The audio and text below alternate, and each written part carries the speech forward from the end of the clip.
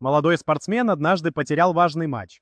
Поражение так сильно его задело, что он задумался о том, чтобы навсегда бросить спорт.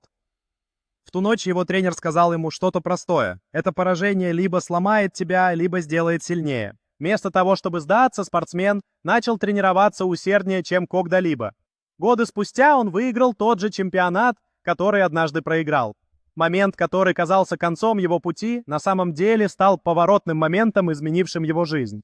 Спортсмен стоит на пьедестале почета, сияя от гордости, держа чемпионский трофей высоко над головой, окруженный восторженными фанатами.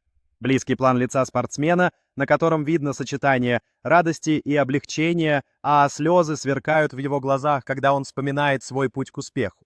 Спортсмен тренируется на рассвете, на туманной дорожке, демонстрируя решимость с каждым шагом, когда солнце начинает подниматься вдали.